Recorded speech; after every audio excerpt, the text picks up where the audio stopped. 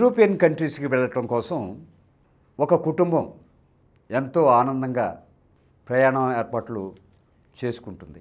గోరా వినియోగి ప్రేక్షకులకు మా సాదర ఆహ్వానాన్ని తెలియజేస్తూ, ఆ కుటుంబం ఇంతకీ విదేశాలకు వెళ్ళిందా లేదా అనే సందేహంలో మీరు ఉండుంటారు. అది కూడా చెప్తాను. ఎవరిని ఆశ్రయిస్తాం మనం? విమానం టికెట్ కావాలన్నా, బస్ టికెట్ కావాలన్నా, ట్రైన్ టికెట్ కావాలన్నా ఎవరిని ఆశ్రయిస్తున్నాం? ఓ మధ్యవర్తి ఉంటాడు, అతన్నే ట్రావెల్ ఏజెంట్ అంటున్నాం.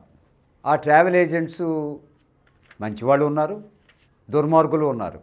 లేని జాబులు ఇప్పిస్తామని చెప్పి నిరుద్యోగుల్ని మభ్యపెట్టి వాళ్ళ దగ్గర నుంచి పోవడంత డబ్బు గుంజి విమాన టికెట్ కొనిపించేసి అతను ఆ దేశంలో వదిలేసి ఇంకా మళ్ళీ వీళ్ళు ఫోన్లు స్విచ్ ఆఫ్ చేసేస్తారు అతనికి.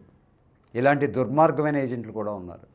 మీకు రష్యాలో మంచి జాబ్స్ ఉన్నాయని చెప్పి మన భారతీయులందరినీ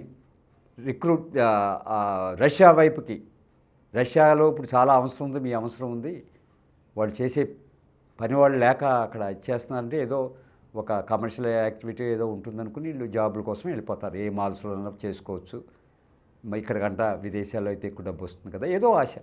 వాళ్ళని ఎక్కడ పంపించారు ఈ ఏజెంట్స్? రష్యన్ ఆర్మీలోకి రిక్రూట్ చేసి ఉక్రెయిన్కి పంపించి ఉక్రెయిన్ వాళ్ళతో వీళ్ళు యుద్ధం చేసి ఆ యుద్ధంలో వీళ్ళంతా చనిపోయారు. ట్రావెల్ ఏజెంట్కి కూడా మరి ఏదో లైసెన్సులు, అప్రూవల్ ఇవన్నీ ఉండాలి. మరి ఇవన్నీ ఇంకా సాగుతున్నాయంటే మరి ఎక్కడో లోపం ఉంది వ్యవస్థలో. వెంటనే చర్యలు తీసుకోవడానికి కుదరట్లేదు. కన్నీళ్ల పర్యంతం అవుతున్నారు తల్లిదండ్రులు, మా పిల్లోడికి ఉద్యోగాన్ని పంపించేసి ఆ మిలిటరీలో పెట్టి చంపించేశారని. ఇది ప్రభుత్వమే కదా చర్యలు తీసుకోవాల్సింది.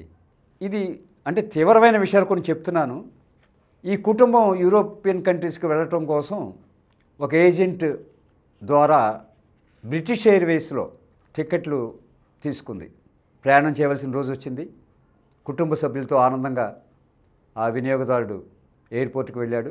బోర్డింగ్ పాస్ ఇచ్చేటప్పుడు వాళ్ళు ఇవ్వటం మానేశారు.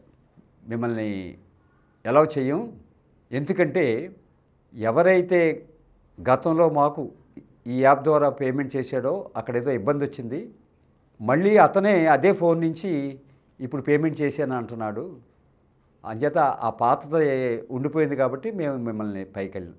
అదేంటి ఏజెంట్కి మహా అయితే ఆ ఎయిర్లైన్స్కి మధ్యలో తగదా అది కొనుక్కునే అతనికి. ఎందుకంటే అతను అకౌంట్ నుంచి డబ్బు డ్రా చేసేయటము, అది బ్రిటిష్ ఎయిర్వేస్కి వెళ్ళిపోవటము ఇవన్నీ జరిగినాయి. గతంలో ఏదో బాకీ ఉందని చెప్పి వీళ్ళని విమానం ఎక్కకుండా ఆపేస్తే వాళ్ళ ఆనందం అంతా ఆవిరైపోదు. అదే జరిగింది. మరి 3 లక్షలు వెచ్చించి ఆ కుటుంబ సభ్యులు, భార్య, పిల్లాడు, యజమాని ముగ్గురు కలిసి ఇంకో 3 లక్షలు పోసి ఇంకో లుఫ్తాన్సా అనే ఇంకో ఎయిర్లైన్స్లో వాళ్ళు డెస్టినేషన్కి వెళ్ళారు. తిరిగి వచ్చిన తర్వాత ఆ వినియోగదారుడు కన్స్యూమర్ కమిషన్లో కంప్లైంట్ చేస్తే కన్స్యూమర్ కమిషను బ్రిటిష్ ఎయిర్వేస్ని, ఆ ఏజెంట్ని ఇతనికి ఇవ్వవలసిన డబ్బు పూర్తిగా ఇస్తూ మనోవ్యతకు గురి చేశారు కాబట్టి ఇంకో 25,000 కాంపెన్సేషన్ ఇస్తూ తీర్పు చెప్పింది. ఉండాలి, వినియోగదారులు అలాగే ఉండాలి, లేకపోతే నష్టపోయిన డబ్బు తిరిగి రాదు.